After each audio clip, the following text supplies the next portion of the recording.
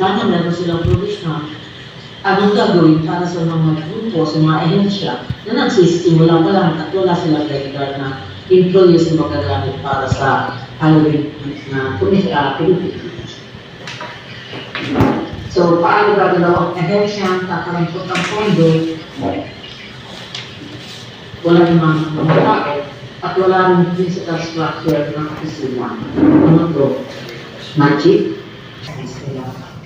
So, meron ko na nagawa ang grupo, chairman, Ilano. Kung hindi man sumali yung mga commissioners na nagsasabing wala magawa, I think baka sila yung wala magawa. So, nakakapanghinayang ko. 5 years wasted by the commissioners because pulling and telling something, especially the chairman, all for their personal advertisement and commitment to their political papers. But thank you, salamat po. Thank you for asking for this investigation. Sa totoo lang, we welcome this.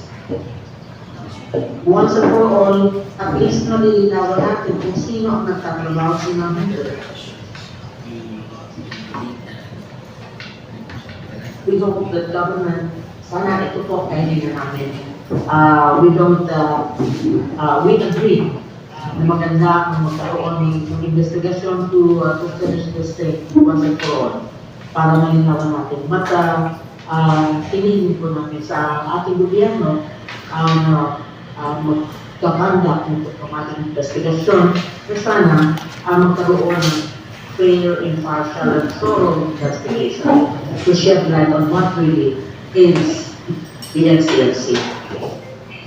Those who sat it out for years doing nothing, sayang sinagaling mo.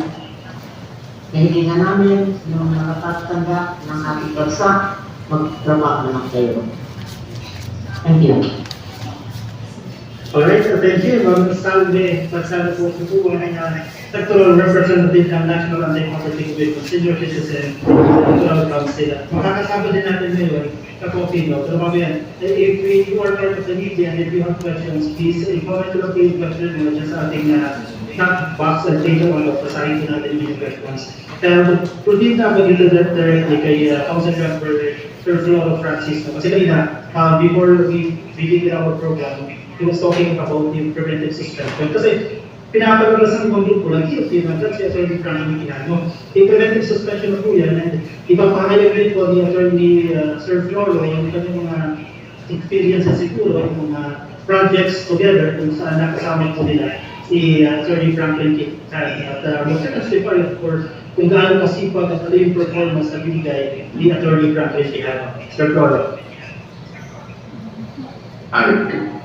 Magandang umaga sa lahat ng mga ka-seniors, sa lahat ng sulok ng Pilipinas, lalong-lalo na ang mga makapanood sa programa ito. Pinakasahan ko ay magiging viral sana para maintindihan sa maraming seniors. Unang pagpapasalamat kay Kakofi at naintindihan kami rito at gusto kong mag-take off dun sa issue ko ng preventive suspension. Ako po ay isang dating government executive. Nagtrabaho rin po ako sa gobyerno.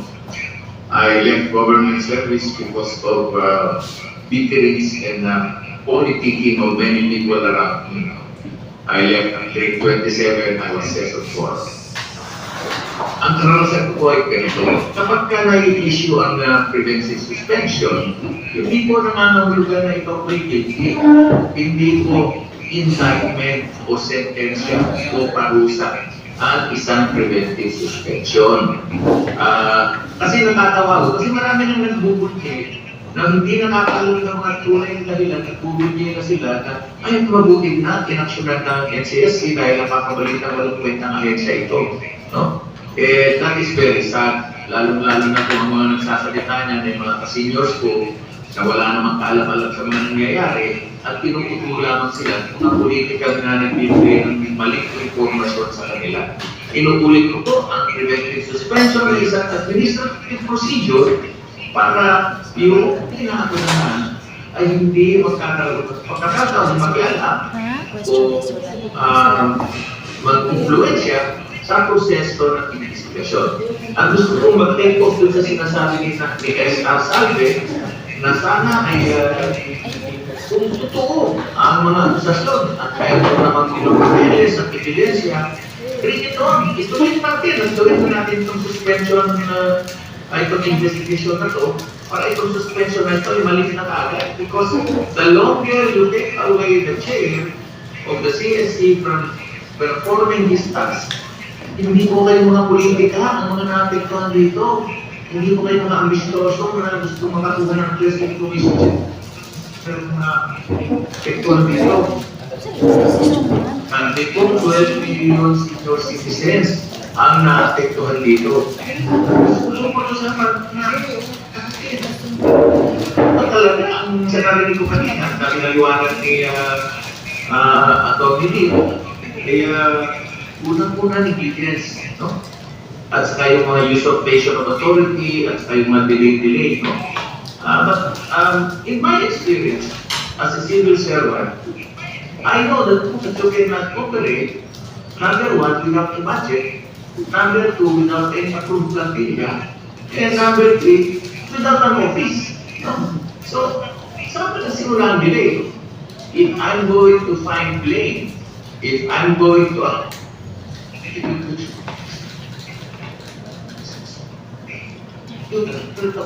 kung sisili diyan, alam niyo mga kasagreso. Bakit? Sila ng batas, nag-create sila ng ahensya, pero hindi nila binigyan ng ahensya na walang budget. Sa unang taon, balita ko, hindi man lang sila nabigyan ng allocation, dapat responsibilidad ng Kongreso mag-appropriate ng koto. Ano ang nangyari? Binigyan sila ng amot-amot, balita ko 800,000 ang unang budget na binigay sa commission na galing sa discretionary budget ng BBM. Saan ka makakampi sa 800,000? Mali-mali lamang yan. Ang budget nga sa maliit na barangay, million. No? And then, sa pangalawang taon, ganoon din, wala rin appropriation.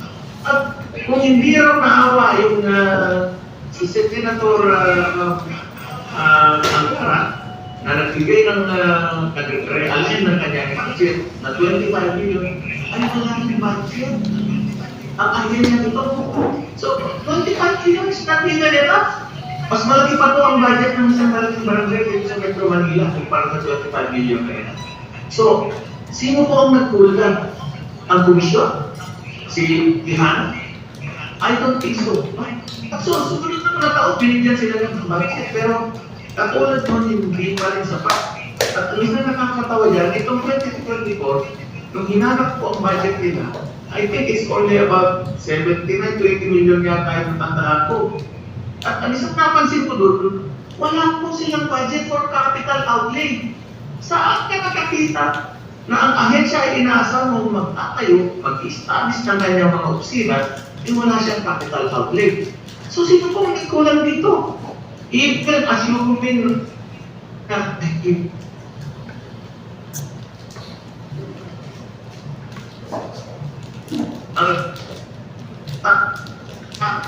we should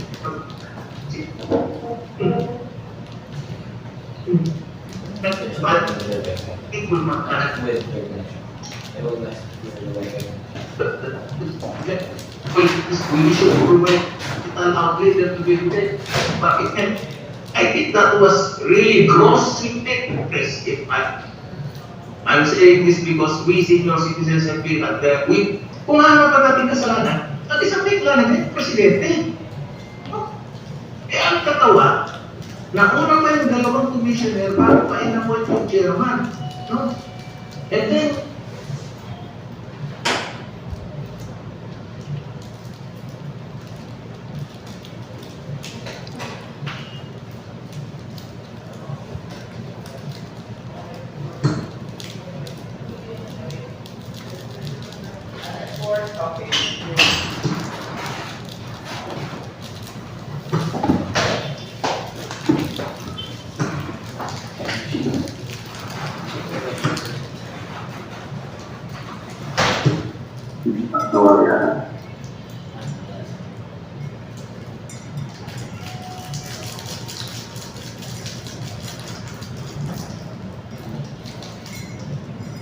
everyone. So it took them more than 2 years to form the commission, and they're not expecting them to find out and come up with a international implementing rules.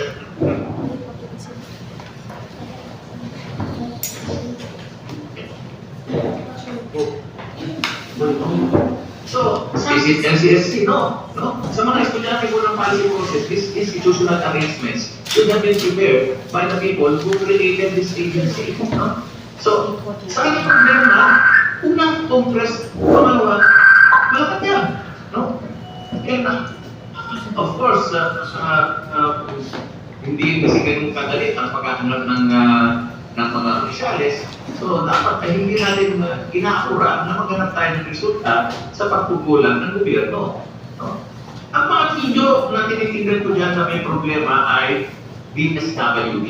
No? Ayon sa batas, immediately after the creation of ito, DSWD should transfer all the functions that they are doing related to senior citizens issues and concerns.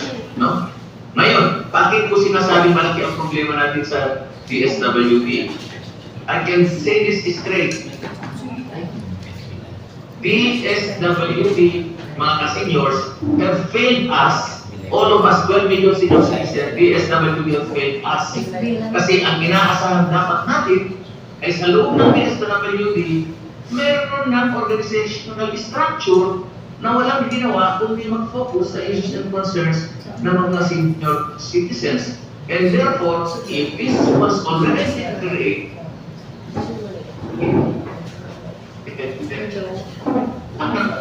pag-create ng NCSC, meron NCSC. Balikan natin ang nakaraan. 1992 pa po ang batas. Pero nasaan ang mga plantilla position sa loob ng DSWD, creating the structure that would manage and implement plans and programs that would benefit the senior citizens. Saan po ang DSWD for all these seats ay nag-a-appoint ng social pension na yan. At ang pagkakaalam ko hanggang ngayon ay 1,200 job orders ang nagtatrabaho para dyan, no? So, nasaan ang failure? I think DSWD have failed.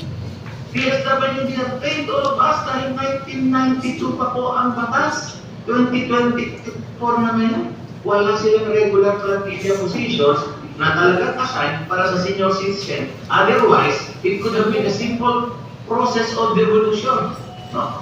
Marami na tayong karamihan ng devolution nung nagkaroon ng local government laws ay na-devolve lahat ng mga health workers sa Department of Health na mga nagtatrabaho sa local government areas. Ang lahat ng mga agriculturists, agricultural personnel ng Department of Agriculture na-devolve sa mga LGU.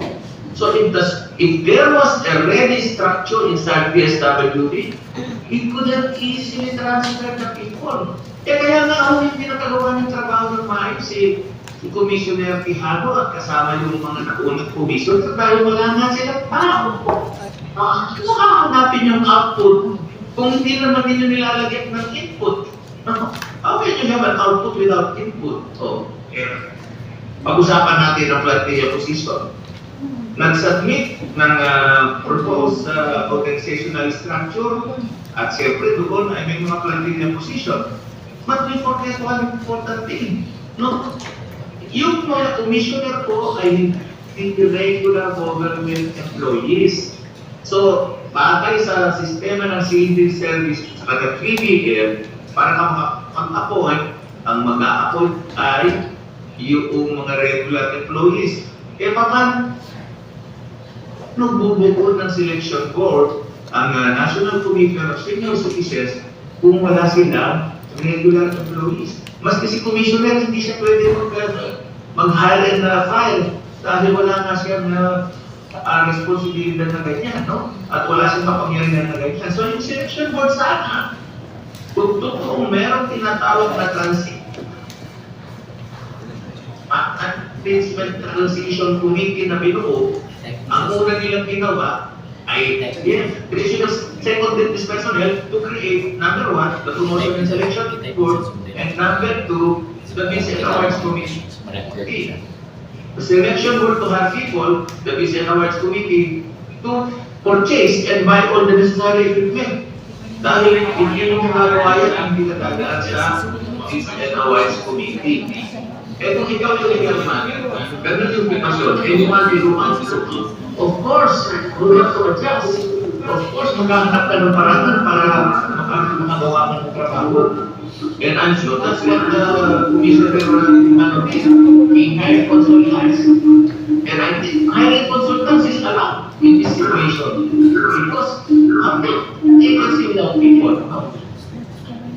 Ngayon, ang isang problema natin, yung BBM at sa Civil Service Commission, na-delay din po sila sa pag-create ng mga plantilla positions, no?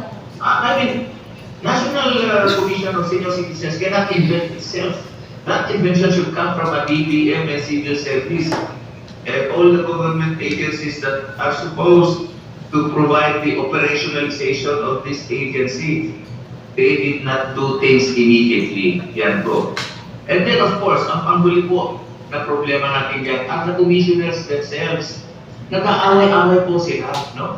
I mean, I met Attorney Quijano during the COVID pa, no? I incident met him in some of the online workshops that I was attending to as well as sa WDOH. Kasama ko rin siya sa discussion ng AIDS cities and municipalities.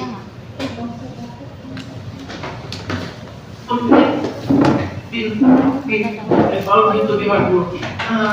Discussing things and he was supporting us. So happy.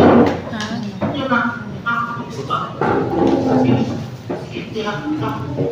A consultative the accusation of commissioners that they are not being consulted is really true. No? And then sinasabi nila, base sa narinig ko na hindi raw nakikinig si Quijano sa kanila. Hindi raw sila kinukonsulta. Ngayon ang challenge ko sa mga komisyoner, mga sir, mga ma'am, kung totoong nagpa-participate kayo sa pagpatayo ng ahensyang ito, ipakita niyo po sa amin ang mga position papers, ang mga proposals na nagawa ninyo na sinadmit niyo kay Quijano with your covering memos showing us what ideas have you had and what proposals have you been giving to the chairman para maniwala kami sa inyo kasi ever since nang makilala namin ang NCSC, ang nakakaharap lang po namin, kami mga senior citizens ay si Atty. Quijano. Siya lang po ang nagtatawag ng konsultahan. Wala po kaming nagirinig. I mean, in my case, I was never informed or invited in any consultation program by the other commissioners. So kung totoong meron kayong mga sinasabing mga proposal na hindi pinapansin ni Chairman, ipakita nyo sa amin yung mga project proposal na yan, yung mga covering memo ninyo, ipakita ninyo sa amin para maniwala kami sa inyo. And then, sasama kami magrarally para itanggal natin si Quijano. No? So, yun po ang masasabi ko. Tingin ko, 90 days is too long. We hope the investigation should proceed too soon. And if there are evidences, we are not going to protect Quijano if he is guilty if you have the evidence to prove it. Kasama niyo po kami magpapatanggal sa kanya. Pero kung wala po, kayo pong mga commissioner at ups na dyan kasi nakakasagabal kayo. Thank you, Sir Flora Francis. Maraming salamat sa statement yan. Gusto rin po natin bigyan ng acknowledgement yung mga kasama natin, our friends from the media, from the Manila Bulletin, from Manila Standards, Manila Times and Business Mirror. So I'll go back to Attorney Dean Quijano. We have questions, Attorney, from the media. Let's start with Joshua Garcia from TTV dito po sa Manila. Ang tanong niya po, with the order of the Office of the President regarding the preventive suspension, ano po ang implication nito ngayon sa mga programa po ng NCSC? At gagawin po niya, ano po ngayon ang panawagan natin hinggil dito sa preventive suspension kay Attorney Franklin Quijano? And thank you po. Mula po yan kay Joshua Garcia ng CTV4. Yes, Attorney Dean. Yes. The National Senior Citizens Commission will continue to exist and function. kasi meron, i-compose nga ito ng mga commissioners. And the commissioners decide as a collegial body. Okay. The sad thing, however, is that immediately after the suspension order was issued, yung iba't ibang mga commissioners, what they did, they caused the transfer of mga empleyado from talagang hinangkat nila lahat, you know. And they transferred from one region to another. And this, I think, will cause demoralization and discontinuity of the programs. But going back, the structure itself provides that it will continue. I think, however, that because he is the chairman, somebody has to act as an acting chairman.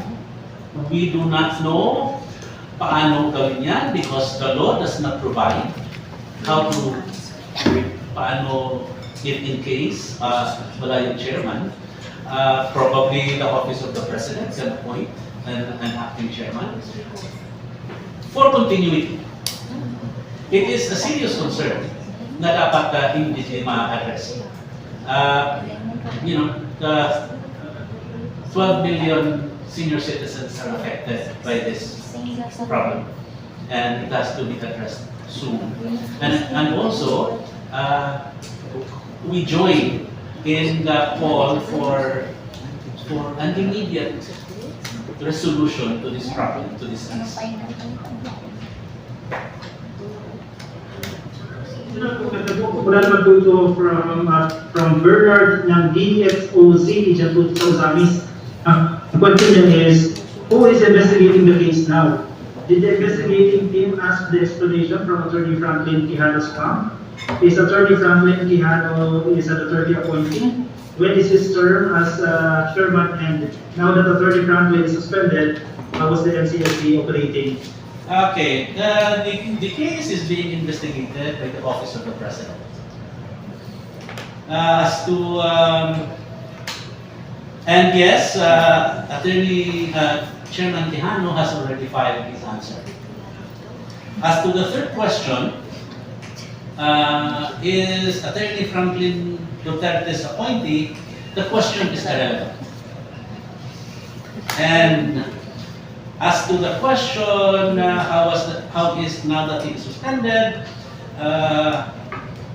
is the NCSC operation still ongoing? The answer is yes, as earlier explained. Thank you, Attorney. Additional question, sir, from Bernard ng DXOC RFN Usamis. Do you know the background of the complainant? Who do you think is behind this? Is Ryder daw po ba yan? Chairman Quijano has never met the complainant. He does not know who this complainant is.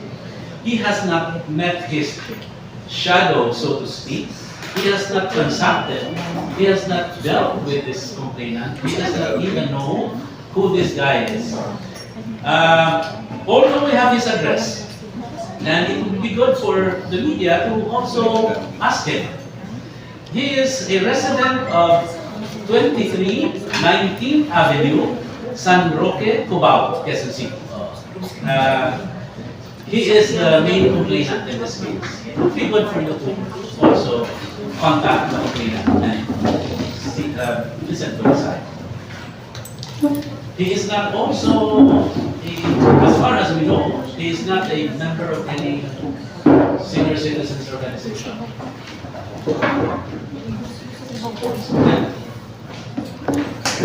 Wait. Yes. Okay, thank you, Attorney. Balikan po natin ilan sa mga council members po na nakatrabaho din po ni Attorney Franklin Quijano sa mga consultation meetings mula rin po sa National Anti-Poverty Commission, Senior Citizen Sector Council. Nagkakaroon po natin ngayon si Council Member Marichu Apego. Ma'am, ilo ang po, welcome. Yes, good morning everyone. Magandang umaga sa inyo lahat, lalo-lalo na yung ating mga nakatatanda all over the Philippines, Luzon, Visayas, and Mindanao. As I was listening, actually, when this thing happened, I was also invited the last time. I'm sad. I'm really so sad. It is because of the senior citizens. Kasi who are affected here are the very senior citizens. No? I am the president of a large senior citizen organization. It's a national organization. At lahat po ng mga miyembro po ay nagtatanong sa akin, what's going to happen now, no? Na medyo na-degrade. The first time ay naka-plus yung limang commissioners, no? They wanted the chairperson, Attorney Quijano, to be out also. And now ito, dumating itong preventive suspension. So, yan ang katanungan ngayon kung ano na ang mangyayari. But we feel no, na the commission will function by itself, no? Meron pa naman mga tao dyan. First, I would like to agree, 100% po ng sinabi ni CM Floro kasi kasama po yan siya sa Anti-Poverty Commission, Senior Citizen Sectoral Council. Naniniwala ako, sinabi nga because I was supposed to also say something na na-mention na niya, which I will not anymore kasi nakipaliwanag niya ni CM Floro lahat po at lahat po ng sinabi niya, I believe 100%.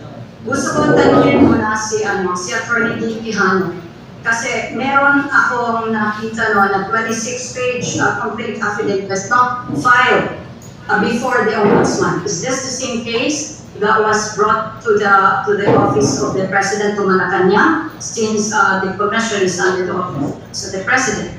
Kasi 26-page po yun, I have a copy of that. At nakita ko doon kung sino complainant. And with regards to the complainant itong Mr. Tapia, I think he is one of the board of directors of the party list. No? So, ang akin dito masama, ang aking I'm sad and kasi yung kanyang accusation sa kanya, yung itong kaso, no, I neglect duty, tapos gross misconduct, no? At kung ito ay ito yung the same case na nandoon sa Ombudsman, ibig sabihin criminal case to, no? And a case against a government employee. Now, doon sa IIR, nag-mention kasi ni Attorney kanina, na yung IIR, if I remember right, okay, na ito ay tama sinabi niyo, Attorney, na kailangan talaga ito pukonsulta. And I was one of those, kasama ko sila si Floro and CM Fremanangan here and SR Salve, who were invited, no? And a lot more, and the different agencies were invited to review ditong IIR ng ating National Commission. So hindi po totoo po na walang IRR, no? And then, of course, tama yung sinabi, sa Bits and Awards, wala po. Sinubaybayan ko po itong National Commission in 2019 na ito yung namibatas through RA 11350. Nakasubaybay po kami, no? At alam na alam ko po kung ano yung, kasi kami sa aming national organization, NISCA Incorporated, ay nabigyan kami ng hope, ng pag-asa. Because as CF Flore mentioned, all the programs of the senior citizens were under DSWD. Tama po yung sinabi nyo na hanggang ngayon, it is only the Commission of Positive Surveys na tama, accurate, no? Hindi pa man tapos siya because it is an ongoing program of the National Commission, but still, no, yan lang po ang accurate at mapagkatiwalaang lista po ng senior citizens all over the Philippines. I was assigned in OSCA. I worked for 29 years in government service. I am a nurse by profession. So nakita nyo kung ano ang napagtrabahuan ko sa gobyerno. My last stint was in OSCA. So kita ko po itong mga programa na to, kung ano ang mga problema, ano po yung mga issues sa program na ito. At until today, as of this time, I am still receiving a lot of problems nationwide tungkol dito po sa social pension for the indigent. Okay, dalawa na lang ang programa ito, and yet ang tagal na din ito implemented by the DSWD. Hanggang ngayon, how many years? 32 years? Tama, yung batas, ang batas natin, 1992. Yung RA 7432, O ilang years na yun ngayon? Diba? 32 years po hanggang ngayon is palinghado pa rin ang pagpapatupad ng social pension program ng ating gobyerno para sa mga nakatatandaan ng ating lipunan. Ngayon, I am just praying na sana magkaisa because I think this is the key, no? All of this, internal problem, ito yung nagkatakas yung 5 commissioners, pwede naman ito pag-usapan. Pagdating naman dito, hindi naman kailangan na umabot ito sa husgado, no? Hindi naman dapat ay umabot ito sa Malacanang. Pwede pag-usapan yan mismo doon sa ating commission, no? Sa akin, parang iniisip ko ngayon na tama din si SC Floro of telling us that sino ba naman dapat dito? We have representatives in Congress ng senior citizens. Di ba ho, dapat siya tumulong, no, sa komisyon. Because if I remember, ang author nitong RA 11350 is no less than, ito po yung baby niya, the late Congressman Tatoy. Okay, and we were also invited over doon sa Congress, no, at that time, at ito ay tinutukan na. So, ibig sabihin, kailangan talaga magkaroon na ng komisyon at maalagaan ang ating mga senior citizens, di ba? This was the very purpose of creating this National Commission of Senior Citizens. And yet, yung ating talaga dyan, okay, imbis na pagsilbihan tayong mga senior citizens, ay ano ang ginagawa nila ngayon? They are trying to destroy, actually not only trying, they are destroying the very home, the very sanctuary of the 12 million senior citizens all over the Philippines. Sila, kami po tama. Matanong ko din, ano po ba? Dahil meron naman tayo mga naka-assign na mga commissioners sa bawat region o cluster regions. Well, andito po ako sa Region 8 ngayon, ano po ba ang nagawa ng komisyon? Because as far as I am concerned, since 2019, nakikipag-meeting na kami kay Atty. Quijano, 2020, after his appointment. Kami po, ang aming organisasyon ay in constant consultation, meeting sa kanya po. Hindi po, even yung natapos na yun, nakumpleto yung mga commissioners, 7 na sila lahat. It was only Atty. Quijano who would really come and talk to our senior citizens. So, with that, gusto ko lang din, as of now, gusto ko talaga makiusap, no?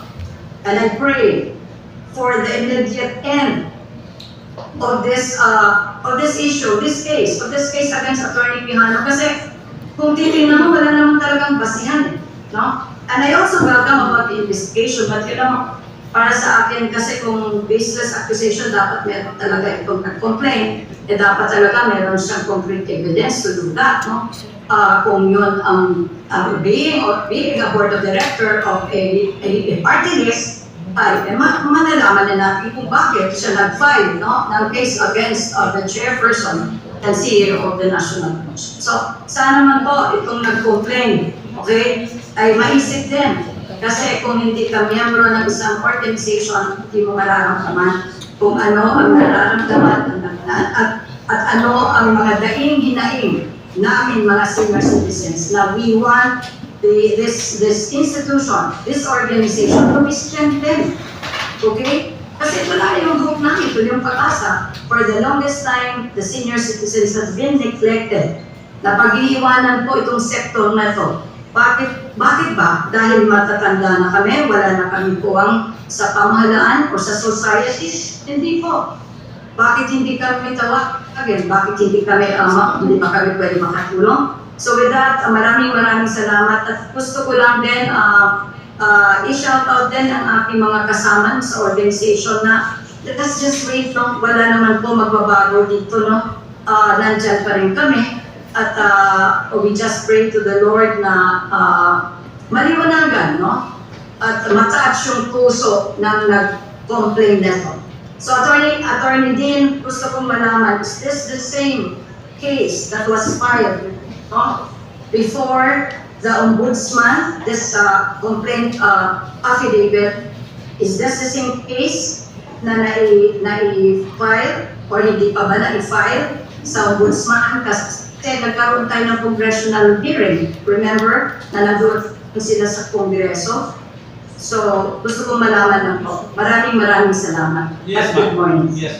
Yes, ma'am. We are not aware of any case na filed before the ombudsman. Kung meron man, we have not yet received a copy. Kung meron man, we will answer it accordingly. Yun ang status dyan. Anyway, kanina kasi we were discussing how difficult it was to start the creation of it, paano mag-jumpstart sa NCSC, considering na walang budget, wala lahat, no personnel. The creation of the National Commission of Senior Citizens Saan ka? actually provided a lot of hope sa lahat ng mga senior citizens that finally, mga concerns ng senior citizens will be addressed. Sino mo pa na din na ako?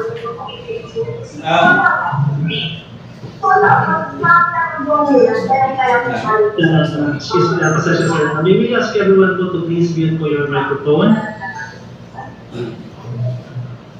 Ma'am Letty Tamayo po, please, ma'am. Kasi hindi ako Ma'am Letty Tamayo. at yung one year.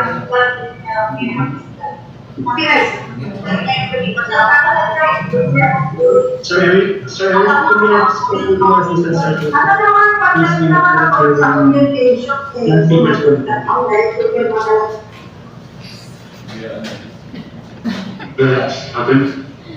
Go ahead po, Attorney Dean. Yeah, Sige, okay. going back.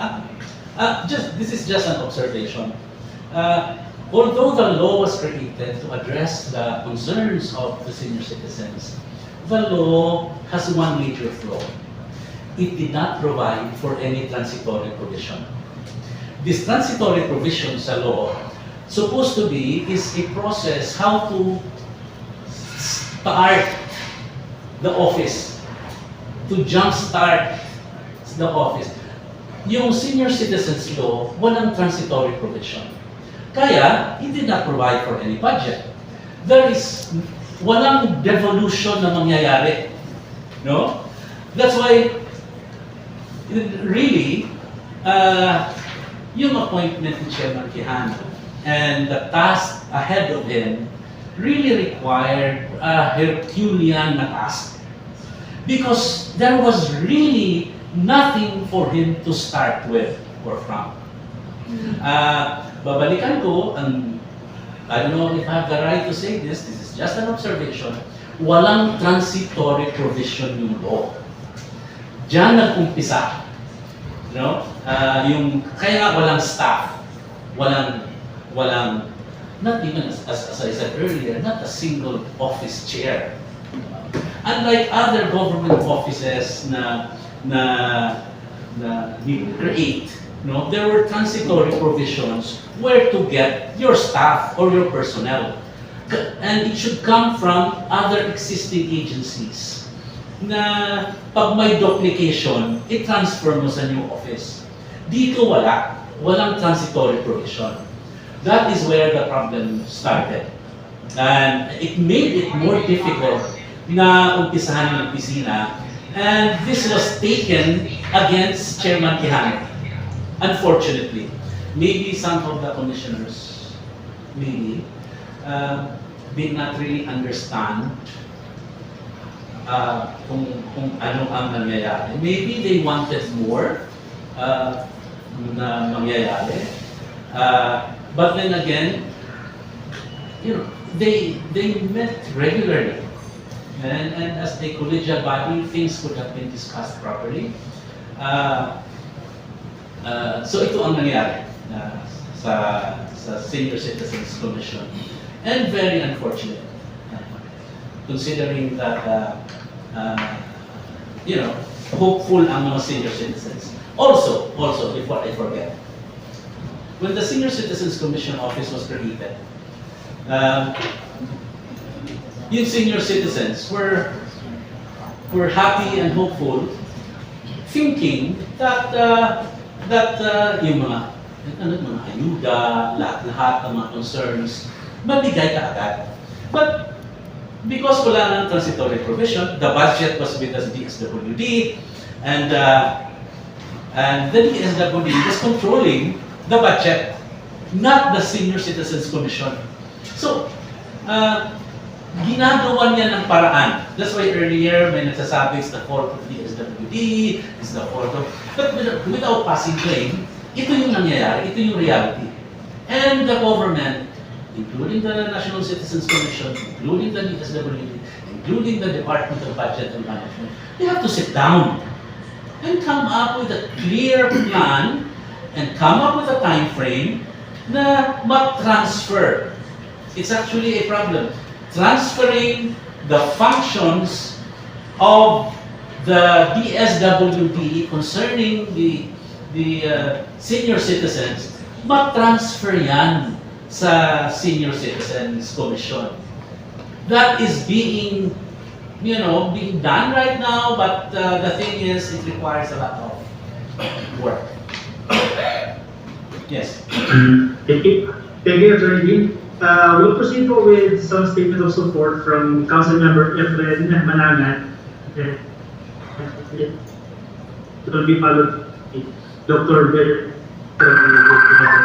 from Nancy Senior Citizens. Go ahead. Yes, can you hear me?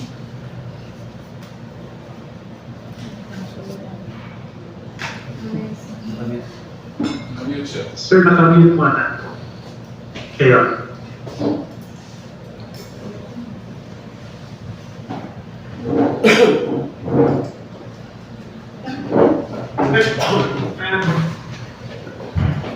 Ayan, sir.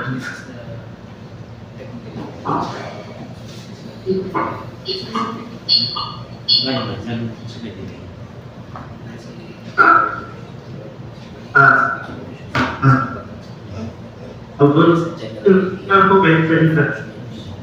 Let's proceed, Tragura. Yeah.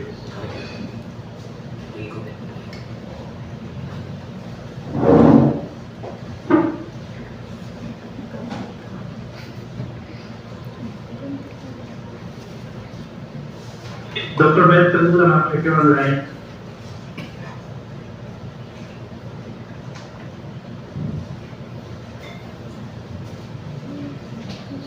Can you hear me now? Yeah, clear na, sir. Go ahead po. Okay, good morning. If I may continue. Yeah, I'm just saying a while ago, I was wondering kung yung complaint natin is the senior citizen. Kasi nga, you can just imagine coming from the state party list, complaining again, parang sinabi yung nag-create yan, yung sisira. Yung nag-create institutions, yung sa party list niya, because I was involved during the creation of that, during the time of Congressman Dato, the late Congressman Dato. And the hope of all senior citizens, masaya tayo natin sa create itong commission, But unfortunately, yung nagkakaganito, hindi na tinutulungan. No, at again, hindi sa tinutulungan ng ating sa senior citizen secretary sa Congress, yung ating yung create na CSC, sila pa yung mga para mang-hihilo pero ang affected, of course, lahat ng mga yung mga vulnerable citizens, kami, kagaya nyo. Hindi sa pinag-usapan mo na nila yan, Kasi nag-uusap, sabi nga kanina ni they regularly, diba? So bakit dapat masagat sana na hindi na nila inisip na yung consequence ng ginawa nila, lalo na yun, yung Sikil mo, nagpamilya pa sila na yung okay, ganyan. And then, ito pa isa, lalo na. Ito ngayon, na pinarating nila yung sa Office of the President. Just imagine that it's time today. Parang kung magkakaroon ng plan, worse is, imbis na po tuloy yung programa, ginawa pa nila yata, kanina, nabanggit niya. Kaya proceeded, nilisado pa yung mga kumbagatang yung mga wakita na talaga may ginagawa na. So, pinipwede ano talaga, bilis. Diba? So, masanin sa kasi na okay na meron tayong matasa, sana man lang itong issue na to, wala mo natin ang issue. Kasi, ito na sila, I want to know kung kasi hindi lang sila nakita. Si Chairman kinakalaman namin nakikita, talagang siya bumababa. Tunaw na pupunta kasi kailangan pupunta ka kung sa classroom. Para ano talaga mag-sarili. At ang nakakalam niya, kami mga organization. Kami may mga senior citizens kami. Kami mismo yung nasa ground. Wala kang pinakita ng isang commissioner. Nang nagtanong mo naman kung gusto na kayo siya. O diba? Na, si Chairman Piano, siya talaga mismo talaga bumababa.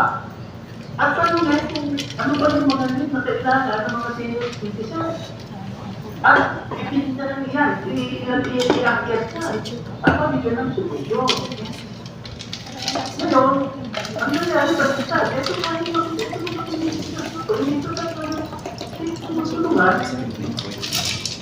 Sila pa yung mga nakakba, parang talaga ng delay or whatever, at tumawa naman ng appeal pa. They can discuss it among themselves. Diba? Kasi ito nga lang kayo dyan sa taas. Yan nga lang of course, immigration lang Pero kung hindi sila nagkasakit, may problema ko siguro, pero ganyan. At siguro kung whatever na magpagkaisa ng bawang startup, magtulungan sila, ano nga hindi parang after ang tanong niya, sino ngayon ang simuno? Yun yan. Somebody, and ako, for opinion ko lang naman ito, politics is behind all of this. Now, what sabi yung mga 12 million senior citizens? Yun lang po, yan sana naman lang, ang kasal, pray namin, sana matapos sa tayo nito. At tama sinabi naman si ito, evidence pakita nila. Otherwise, sinabi ko yung mga sino man yung nag-complain at saka mga commissioners na yan, sila na ang bumaba at saka yung leader nila. Yun lang. Thank you very much po. Okay, thank you. Thank you, Sir Efren. Let's proceed with Dr. Beth Tagpagula, ma'am. Go ahead.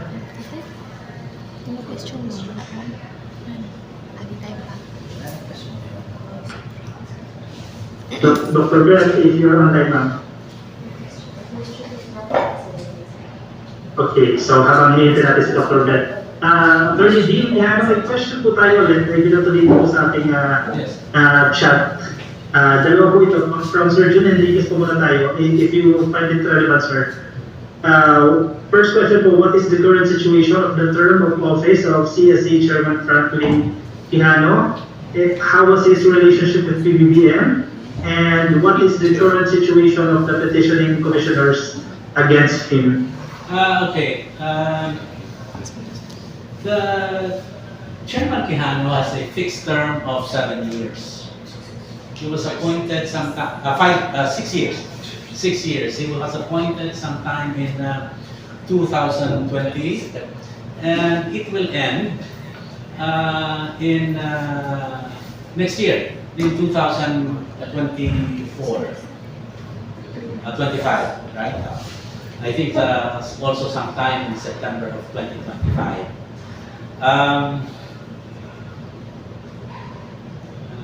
His relationship with PBBM, no idea. What is the current situation of the petitioning commissioners against him? No, actually, just to clarify things. There is a complainant. and that is Mr. Tapia. And while there is this complaint, there is also this problem with the commissioners. And they are not the petitioners in this case. But putting two and two together, it's something that pwede nating masasabi na this Tapia is being supported and being by this group against Chairman Tejano. Okay, thank you, Attorney. Additional questions, sir. Nasa group chat po natin from Sir Pupa or Reyes Velasco ng Wonder Radio Ligan. Sir, within 90 days po ang suspension of duty ni Attorney Franklin Quijano, and if ever ma-approve na walang basihan ang lahat ng aligasyon, ano kaya ang possible next move na maaaring mangyari? Okay. I already explained earlier that the preventive suspension is not something which is disciplinary in nature, or this is not a penalty. Its primary purpose is to avoid or prevent Chairman Quijano from influencing potential witnesses or from tampering documents. Ito yung reason, basically, why this preventive suspension is allowed under the law. Okay. Having said that, the preventive suspension order mentioned that the suspension is for 90 days. Okay. Now, so we assume that before the 90-day period will expire, the case has already been decided, hopefully. And number two, if the case has not yet been decided, by that time, pwede siyang you can go back to his position. That is our understanding of the law.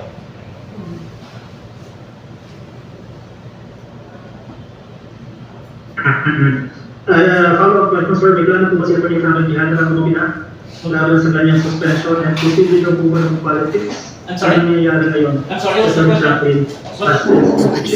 Ano yung question? The first question, sir, is may plano daw po ba may plano daw po ba si Attorney Franklin Quijano na umapila po ukol po dito sa kanyang suspension? And ito daw po ba ay may talo daw po bang politika itong mga nangyayari? Okay. While the remedy of appeal is available, we are not looking into that. We are actually hoping that the case will be immediately resolved by the Office of the President.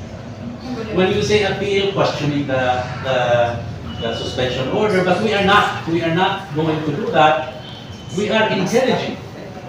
And we are hoping that there is an immediate resolution of the case. And ano yung isa? May halo daw po bang politics itong mga nangyayari, sir? Okay. I don't know about politics, but what we are aware of is a certain party list group, no? Headed by party list representative Ompong Ordanes has initiated the filing of this complaint. There is another party list group who is supporting, however, Chairman Quijano. If this is a problem with the party list groups, then I would say that politics is involved. But other than that, we do not see any reason why politics should come in, except maybe for the individual mga interests, different interests of the commissioners. Okay, thank you, Attorney. Last question, sir. May we know the exact complaint of the complainant? Was there any valid evidence presented? Isa lagi basa sa imo. Isa Ah, lagi basa. Ang duha gini. I can cite the issues raised, but I cannot come up with an opinion whether it is valid or not. I am hoping that from your end, you will be able to come up with your own conclusion. But basically, he is being accused of gross misconduct and gross neglect of duty. Earlier, we discussed that. Thank you, Attorney. Maybe ask Dr. Beth Tragula, ma'am, if you are online. Ma'am, maybe ask for a brief message po from you. Yes, sir. I am.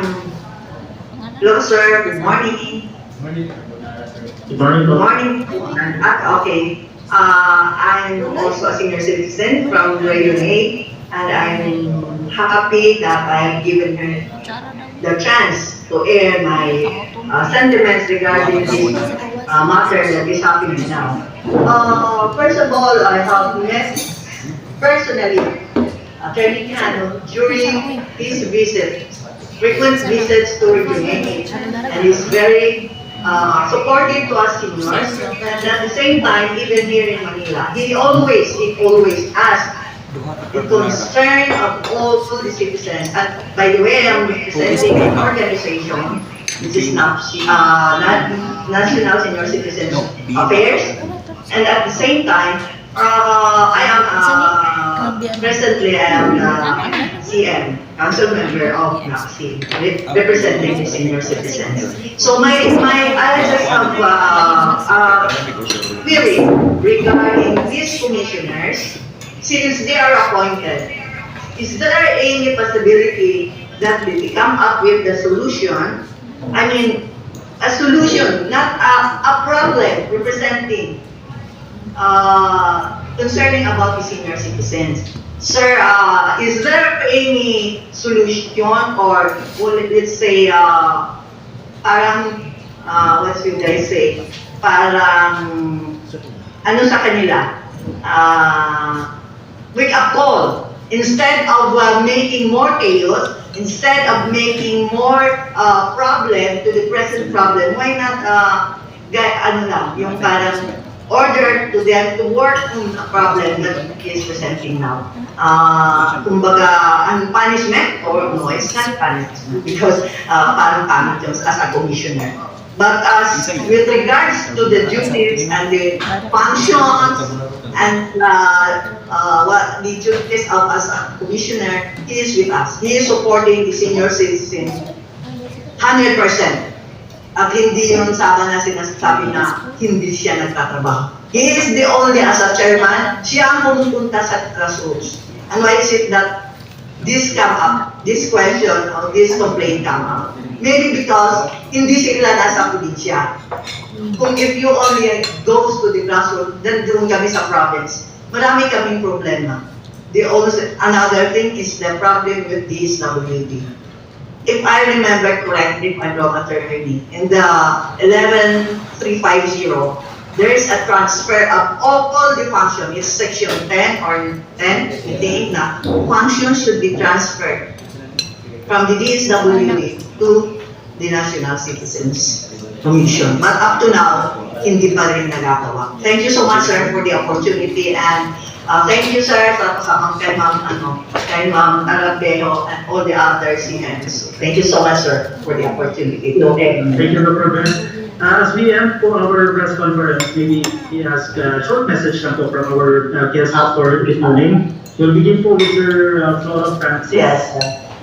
First, Francis, sir. Okay. Magandang tanghali na po. Ito po si Floro Francisco. I represent the Seniors for Seniors Association Incorporated.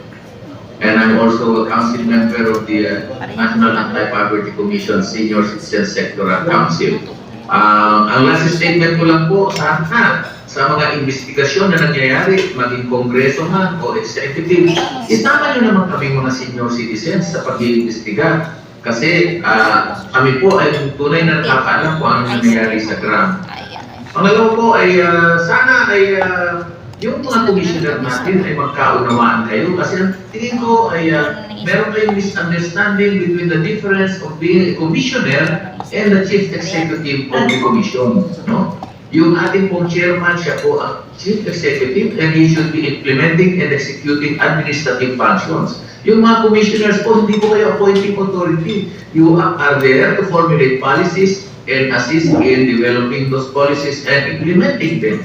So, ang confusion tingin ko ay roles and functions among you kaya kayo nagkakagulo. I think the other commissioners want to be chief executives too. No? At sana, itong mga pangyayari na ito ay hindi ito produkto ng power play ng mga iba't ibang political parties na gustong magkaroon ng foothold at control ng Commission of Senior Citizens. Kaya po, binigyan kayo ng fixed term para po sana ay hindi kayo gagalawin ng mga mas makapangyarihang politiko na nasa itaas. Sana po ay irespeto ang inyong mga appointments at sana ay hindi mangyari na bawat may uupo ay all in all out tayo. Kaya nga po tayo naglalagay ng fixed term.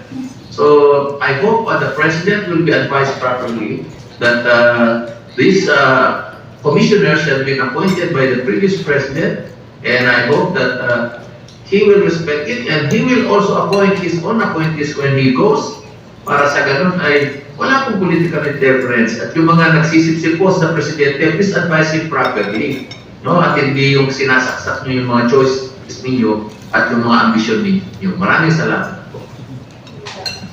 Well said, Sir Flor Francis. Let's hear from Salve Lasiano. Maraming salamat sa pagkakataon makausap kayo at maipaabot ang aming sentimiento. But last words ba? Pangit yan. Finally. Anyway, final words na. Ngayon.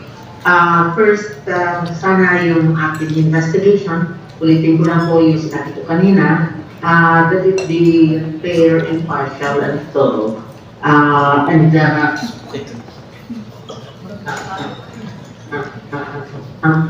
Maaari, please make it dahil the longer it takes for them to act on this,